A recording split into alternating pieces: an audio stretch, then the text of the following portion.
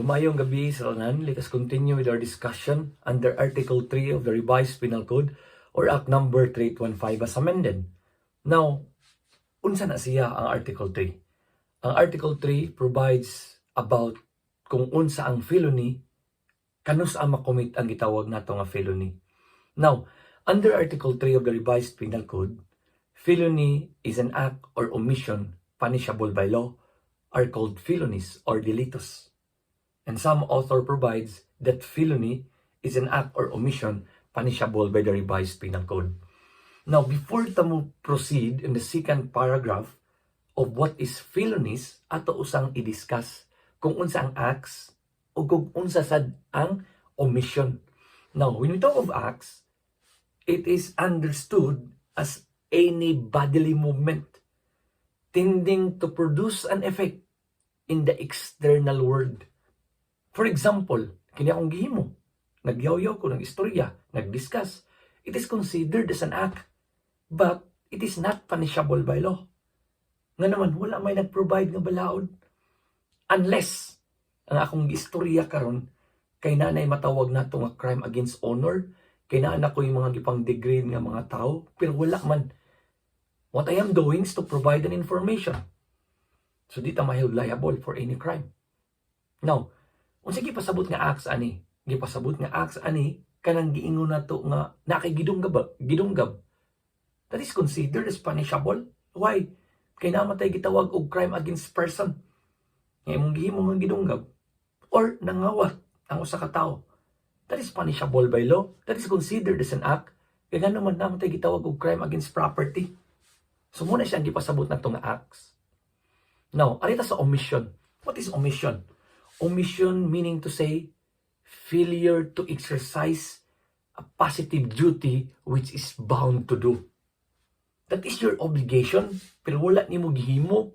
That is why maheld liable ka through omission by applying the different crimes or felonies provided under Book 2 of the Revised Penal Code. See, for example, under Article 275, Paragraph 1, on abandonment of person who are on emergency, provided nga nahitabo na siya in an inhabited place.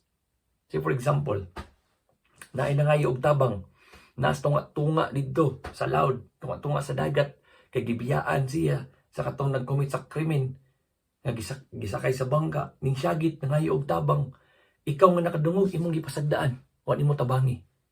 That's the time nga maheld liable ka for Article 275 through omission.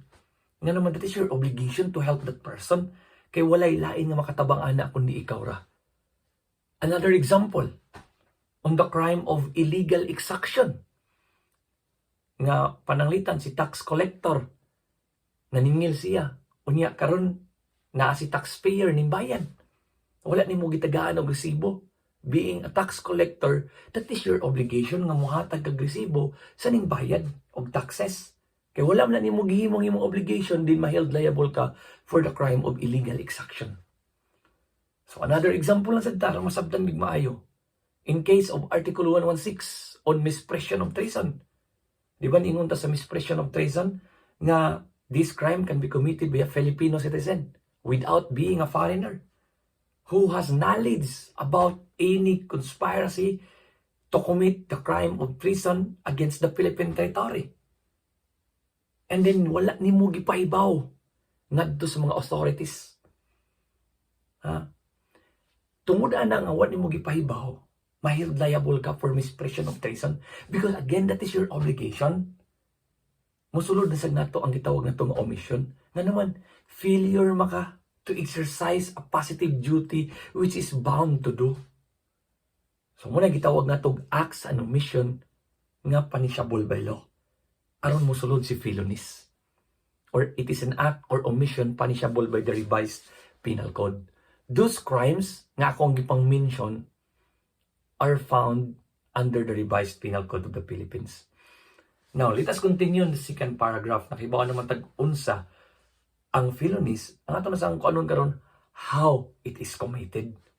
Niya na ang paragraph, ang second paragraph diha sa definition sa under Article 3 of Act Number 3815 as amended, nga felonies are not only committed by means of deceit or dulo, but also by means of fault or culpa. Meaning to say, duha ka classification para makonsider nato nga makumit ang crime of or makumit nato ang felonies. Nga ningon ta ganiya nga not only by means of deceit. Unsa man ang deceit? Ningon ta nga there is deceit when the person perform an act with deliberate intent.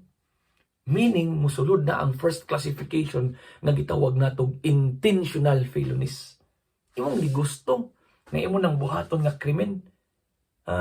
Dili kay mo ingon ka nga ay wa man ako tuyo. So meaning, ningon mo tanga nay intent pasabot ana imong gigusto. Na kay specific intent to commit a crime.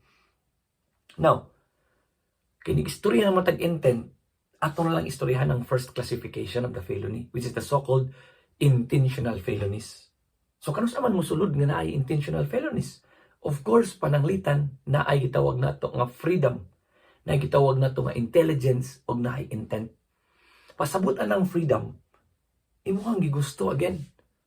Dili ka makonsidered as a mere tool in the commission of the crime. Nga parehaan ng kutsilyo ka, nga makasamad, torch ka, nga makasunog, yawi ka, nga makaabli og pultahan. So dili nga na, ikaw gid mismo na ay freedom. You have your own choice. Nga imo lang buhaton para mo ingon ta nga na intentional felonies. Intelligence, na kay kahibaw ang intent, imuha dyan na siyang gigusto nga i-commit nga krimen. Now, ito sa second nga acts or classification of felonies, which is the so-called culpable felonies. Mingon tag culpable felonies, there is fault kuno when the wrongful act results from imprudence, negligence, lack of foresight, and lack of skill. So, karon mo na gitawag itong culpable felonies. O niya na ta nga, naagya po'y freedom, na intelligence, pero ang intent nawala na, unsay gipuli, katong gitawag na ito nga negligence, imprudence, lack of foresight, and lack of skill. So, unsa man na siya ang negligence? Negligence meaning there is a deficiency of perception, meaning lack of foresight. Kung mingon sa imprudence, there is deficiency of action, meaning lack of skill. So, ingon ana lang siya. Ingon ana lang, kano sa makumit o makaibaw tangan ay felonies kung pananglitan na ay intent to commit a crime and na ay kung walay intent na asi fault, na asi culpa. Nga naman, nga kinahanglan may bawaan.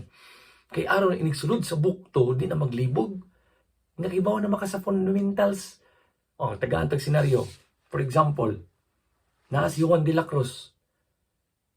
Giingnan siya ni Pedro nga, o Juan, patiyago na si Tomas.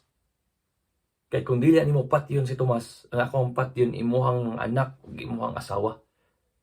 Tungod sa kahadlok ni Juan, nga patyon ang iyang pamilya ni Pedro, iyang gipatay si Tomas. Pangutanan na ba siya intent to commit a crime? Wala.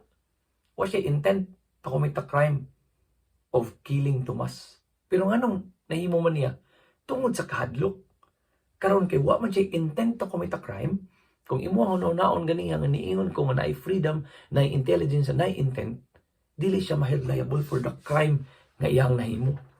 Ngayon di man mahil liable. Again, kaya siya intent to commit a crime. Si Juan karon is considered as a mere tool in the commission of the crime. And in fact, nga tayo giingon nga actus non est meus actus. An act done by me against my will is not my act. Therefore, di siya mahil liable. And in the application of Article 12 on exempting circumstances, nga niingon ta nga siya is under the impulse of uncontrollable fear. Or under the compulsion of irresistible force, din dili siya maheld criminally liable for the crime committed. So mo na siya, kinahanglan dyan nimo i-emphasize nga naay intent, naay kulpa. Musulod ta sa mga kulpa kung musulod ta sa gitawag nato nga kanato ang Article 365. Katong na mga reckless imprudence resulting in damage to property, reckless imprudence resulting in homicide. So I hope nga inyo ang nasabtan ang felony sa kinahanglan inyong masabtan og maayo kay kini ang gitawag nato nga foundation aron ka makasabot kung unsa ang mga felonies nga naa sa bukto. So again, I hope nga namoy nasabtan, and thank you and God bless us all.